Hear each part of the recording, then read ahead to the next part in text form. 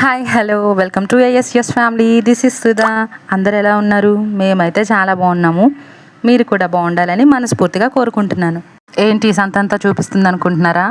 అమ్మ వాళ్ళ ఇంటి నుండి అత్త వాళ్ళ ఇంటికి వెళ్ళే టైం అయితే వచ్చేసింది. డెలివరీకి అయితే వచ్చాను కదా. ఆ తర్వాత 5th మంత్లో అయితే షైనీని తీసుకొని వెళ్ళాము. షైనీకి చిన్న హెల్త్ ఇష్యూ వల్ల మళ్ళీ రావాల్సి వచ్చింది. అంటే ప్రజెంట్ ఇప్పుడు మేము అమ్మ వాళ్ళ ఇంటి దగ్గరే ఉన్నాం కదా. ఇక అమ్మ వాళ్ళ ఇంటి దగ్గర నుండి అత్త వాళ్ళ ఇంటికి అయితే వెళ్తున్నాము.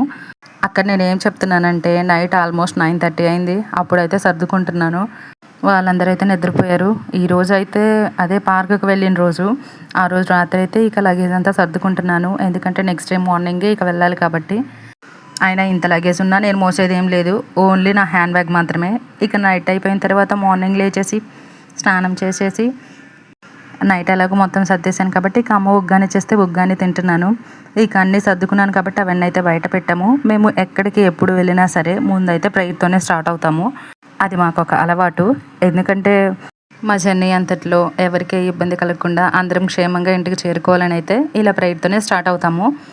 ఇంటి దగ్గర నుండి బస్ స్టాండ్కి అయితే కొంచెం దూరం. ఇక దానికోసం అయితే డాడీ ఆయన అయితే స్కూటీ మీద వెళ్తున్నారు. వాళ్ళిద్దరు వెళ్తుంటే వీడు ఆగుతాడా, వాళ్ళిద్దరి మధ్యలో దూరేసి వీడు కూడా అయితే బస్ స్టాండ్కి బయలుదేరిపోయాడు. అప్పుడే కరెక్ట్గా వర్షం కూడా పడుతుంది. వర్షానికి కూడా మేము వెళ్ళటం ఇష్టం లేదేమో. సరే ఏం జరిగిందో తర్వాత చెప్తాను. ఇక నాన్న ఆయన చెరిగాడైతే స్కూటీ మీద బయలుదేరారు. అప్పటికి వర్షం పడుతుందని ఇక మళ్ళీ మేము లోపలికి వచ్చి ఇంట్లో కూర్చున్నాము. అమ్మ అయితే ఆగు టీ తీసుకొని వస్తానని అయితే టీ పెట్టుకురావడానికి వెళ్ళింది. నాకు మా అమ్మకి ఒక స్పెషల్ బాండింగ్ ఏంటంటే ఈ టీని. టీ ఎన్నిసార్లు తాగినా సరే ఇద్దరం మళ్ళీ తాగుతాము. ఎన్ని షేర్స్ చేసుకుంటామో అన్ని షేర్స్ చేసుకుంటాము. ఇక టీ తాగడం కూడా అయిపోయింది. ఆయన వచ్చి మమ్మల్ని అయితే స్కూటీ మీద బస్ స్టాండ్కి అయితే తీసుకువెళ్ళారు. వర్షం అయితే పడుతుంది.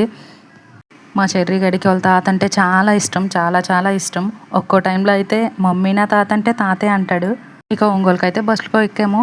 బస్సు ఎక్కిన తర్వాత అస్సలు వీడైతే ఆగడు. వర్షం పడుతుందని వర్షం చూడాలంటున్నాడు. ఒంగోలులో బస్ దిగి మళ్ళీ ఇంకొక బస్సు అయితే ఎక్కాలి. మేము అనుకున్న బస్సు అయితే కరెక్ట్గా ఎక్కేసాము. ఇప్పుడైతే ఒంగోలుకి బయలుదేరాం కదా. ఒంగోలు నుండి అయితే మళ్ళీ ఇంకో బస్సు ఎక్కాలి. ఆ తర్వాత ఇంకో బస్సు ఎక్కాలి. మొత్తం 3 బస్సుల జర్నీ అయితే చేయాలి. ఏ బస్సు అయినా సరే చెర్రీగడికి మాత్రం విండో పక్కన సీట్ అయితే ఖచ్చితంగా ఇవ్వాలి. లేకపోతే ఇల్లు పీకి పందిరేస్తాడు. ఓహో అక్కడ ఇల్లు ఉండదు కదా, బస్సునైతే పందిరేస్తాడు. మరి ఇలా జర్నీ చేసి మార్నింగ్ జర్నీ అంటే అస్సలు హడావిడైపోయింది. ఇక ఏం చేద్దాం, షైనీకి అయితే ఎండ పడకూడదు. సో అందువల్ల మార్నింగ్ అయితే జర్నీ చేయాల్సి వచ్చింది. ఇక్కడ ఊరికి వెళ్ళేటప్పుడు బస్సు ఇలా కొండ మీదకి ఎక్కుతుంది. కొండ మీదకి ఎక్కేటప్పుడు చాలా స్లోగా ఎక్కుతుంది. ఎక్కలేనమ్మా అన్నా సరే ఎక్కాల్సిందే కదా. అది ఎక్కేటప్పుడు ఉంటుంది అటు ఇటు బస్సు అయితే ఒక్కరిని ఒక్క చోట ఉంచదు. అది తిప్పడమేమో కానీ వీడి గొడవ మాత్రం మామూలుగా లేదు. షైనీ అయితే వాడిని అస్సలు ఊరకనే ఉండనీయదు. అమ్మ వాళ్ళు ఇప్పుడు రెంట్కుంటున్నారు కదా, అక్కడ నుండి ఊరి దగ్గరికి అయితే మినిమం 4 hours జర్నీ అయితే చేయాలి.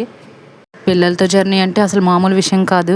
అది చెర్రీగన్ అయితే అసలు పట్టుకోలేము. ఉండమన్న చోట ఉండనే ఉండడు. అయినా వాడు ఏది చేసినా చాలా క్యూట్గా ఉంటుంది. ఎందుకంటే వాడు నా కొడుకు కాబట్టి. మరి అంతే కదా, ఏం చేద్దాం. చెర్రీగడి మాటలు, వాడి క్యూట్నెస్ ఊరికి అలుగుతాడు. నాకు అదైతే చాలా బాగా నచ్చుతుంది. వాడు ఒకవేళ సైలెంట్గా ఉన్నా ఈ గయ్యాలి షైనీ అయితే వాడిని అస్సలు సైలెంట్గా ఉంచదు. వాడిని ఊరికి పీగుతూనే ఉంటుంది. వాడి షర్టు, వాడి జుట్టు. నేను అనుకున్నాను ఒక అబ్బాయి ఒక అమ్మాయి ఉండాలని. కరెక్ట్గా అలాగే దేవుడు ఇచ్చేసాడు. ఇప్పుడైతే బస్ కొండ దిగుతుంది. చూడండి ఎంత ఫాస్ట్గా వెళ్తుందో. అదే కొండ ఎక్కేటప్పుడేమో ఎంత చిన్నగా వెళ్తుందో. ఎక్కేటప్పుడు కంటే దిగేటప్పుడు ఉంటారు జనాలు అటు ఇటు పడుతూనే ఉంటారు.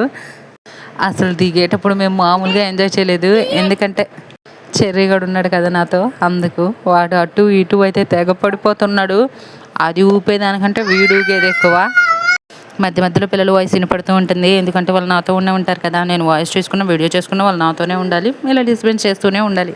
ఈ కొండ మీద అయితే కోతులు, పులి కూడా ఉందంట. అప్పుడప్పుడు నక్కలు కనపడతాయి. ఆ నక్కలు చూస్తేనే నాకు ఏదోలా ఉంటుంది.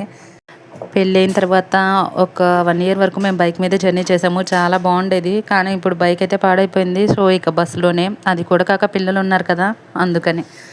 అసలు బస్సు కొండ దిగేటప్పుడు మాత్రం చాలా బాగా ఎంజాయ్ చేసాను. చూసారా, వాడికి వెళ్ళి జరిగిపోతున్నామని వాడు గోల, నాకు ప్లేస్ లేదు అని.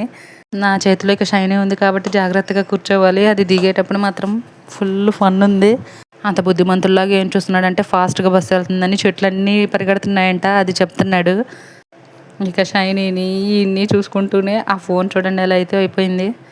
ఈ కొండ మీద అయితే నెమ్మి పండ్లు, జాన పండ్లు, తాటి చెట్లు కూడా ఉంటాయి మధ్య మధ్యలో అప్పుడప్పుడు కనిపిస్తూ ఉంటారు వాళ్ళు అమ్ముతూ. నెమ్మి పండ్లు నాకు అంతగా నచ్చవు కానీ జానపండ్లు అయితే చాలా బాగుంటాయి కదా. మా చిన్నప్పుడు అయితే మేము బాగా తినేవాళ్ళం. ఉసిరికాయలు కూడా ఉంటాయి, చిన్న ఉసిరికాయలు. మాకైతే పెద్ద చెట్టు ఉంది, చిన్న ఉసిరికాయ చెట్టు. ఇక బస్సు కొండ దిగేటప్పుడు నా పరిస్థితి మామూలుగా లేదు. అందుకే నేను ఇక షైనీని ఆయనకి ఇచ్చేసాను. ఆ రోజైతే మాకు మామూలు అదృష్టం పట్టలేదు. ఎందుకంటే ఇన్ని రోజుల నుంచి ఈ రోజైతే బస్సులో సీట్ దొరికింది. చూసారా, బస్ కొంచెం ఫ్రీగా ఉంది. బస్సులు అయితే ఫుల్ ఆఫ్ రష్ ఉంటుంది. అది శ్రీశక్తి వల్ల లేదంటే బస్సులు తగ్గించడం వల్ల ఏమో తెలియదు కానీ బస్సులు అయితే ఫుల్ రష్గా ఉంటున్నాయి. ఈ రోజైతే ఫ్రీగా దొరికింది, అదే మా అదృష్టం.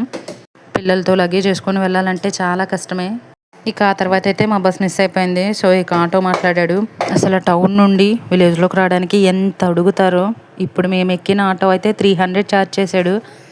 డిస్టెన్స్ కూడా అంతే ఉంటుందిలేండి, చాలా దూరమే. చిన్నప్పుడు ఎప్పుడు బస్సులో ఎక్కినా నేను మా అక్క మా తమ్ముడు కొట్టుకుంటాం విండో సీట్ కోసం. ఇప్పుడైతే కొట్టుకునే పనే లేదు, ఒకటే ఆర్డర్ నాది అని. చూసారా చెరిగడికే. ఇక షైనీ పెద్ద అయిందంటే ఈ గయ్యాలతో వాడు ఎలా పెడతాడో ఏమో మరి. అంత గట్టిగా అరుస్తుంది, వాడు చుట్టూ పీగుతుంది. మరి ఎలా చేస్తాడో చెరిగాడైతే. ఫైనల్లీ ఇక ఇంటికైతే వచ్చేసాము. ఇల్లు అయితే ఇంకా కన్స్ట్రక్షన్లోనే ఉంది, దానివల్ల ఇక్కడ మనలో అక్కడే ఉన్నాయి. ఇక జస్ట్ మామూలుగా ఇప్పుడైతే ఇలా ఉన్నాము. ఇదే మా బెడ్. చాలా రోజులైంది దీని మీద పడుకొని. షైనీ రిలాక్స్గా ఫీల్ అవుతుంది కదా. ఆ జర్నీలో అయితే అస్సలు నిద్రపోలేదు. ఇంటికి వచ్చిన తర్వాత హాయిగా నిద్రపోతుంది. చెర్రీ మాత్రం అస్సలు నిద్రపోలేదు. వాడి కొత్త ప్లేస్ కదా, అన్నీ అయితే తిరిగి చూస్తున్నాడు. ఆ తర్వాత అత్త అయితే మా కోసం ఫుడ్ ప్రిపేర్ చేసింది. అదైతే తిని మేము కొంచెం రెస్ట్ తీసుకున్నాం. వాడిక వాడి పనిలో వాడున్నాడు. నచ్చితే సబ్స్క్రైబ్ చేయండి.